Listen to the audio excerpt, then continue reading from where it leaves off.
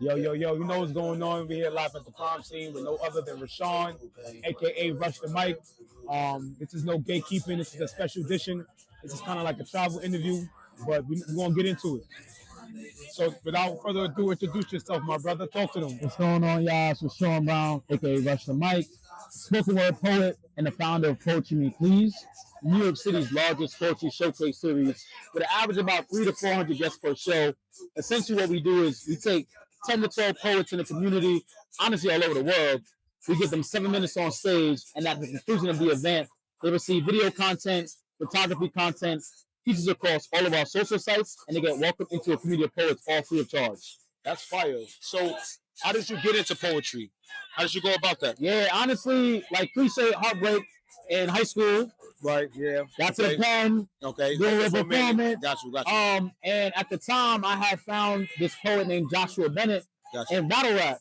Oh, so wow. like Loda versus Les versus Calico. Oh, that was my first battle. Beloved. You feel me? So like between those two, I looked at poetry as my best form of expression because it was a way for me to really express myself. That's what's up. Yeah. Where you from? From the X. Oh, that's what's up. Yeah, that's what's up. So, in terms of inspiring the youth, how did you want to get started with that? So honestly, after post-grad, after college, I became a teacher. So I used to actually teach 8th grade science. That's what's up. Yeah. So I taught science for 4 years. Black and brown kids about like 20 minutes away from where I lived in the X. That's what's up. And for me, it was just like empowering the youth. We're like, yo, they're the next. This is the next generation. Like we need to pour in all of our resources, all of our love, all of our ambition into this next generation. Because I look at when I was a kid growing up, some of my best role models, the people that really impacted me, were educators. Right. So having that background, as I transition and lean a little bit more into the poetry, my thought process always is, how do I embed education into what I'm doing? And that shows in a couple different ways. So, are you still teaching right now? No. So it's funny enough, I transitioned into tech in like the last, I want to say, maybe like 4 years ago. So now I'm in sports tech. So that's a little bit different. Yeah. That's what's up. The work life and the personal life and still picking the pen to the paper. Yeah, it's hard. I ain't gonna front. It's hard. It's hard, man. So like, I got my 9 to 5 that I'm cooking up on, of course, and then I had Poetry Me Please, which started as a side hustle, but now it's just another 9 to 5, really and truly. It's my 6 to 12. You know what I'm saying? So I dedicate time at night.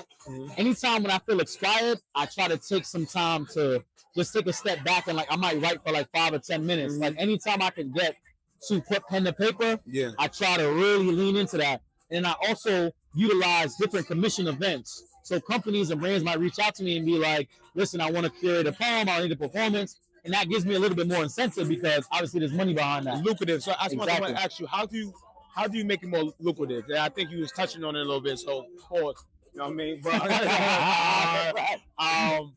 But yeah, how do you see yourself leaving your 9 to 5 and making it more lucrative? Yeah, absolutely. So I look at it like my flywheel, and what I mean by that is like, what are all the ways that I can raise and drive revenue? Yeah. So my live showcases are one where we're charging attendees to actually attend the event, brand partnerships, sponsorships, people to invest in what we have going on, and then we also are now transitioning into a media company where we're acting as like a talent agency. Okay. So if I can't be able to attend the event and perform, I have poets in the community that I can tap into. We have a database of over like 2,500 poets. Okay. So we're now contracting out for those poets and then having them show up, obviously taking a percentage, but also giving them a way for them to make money off of what they're doing.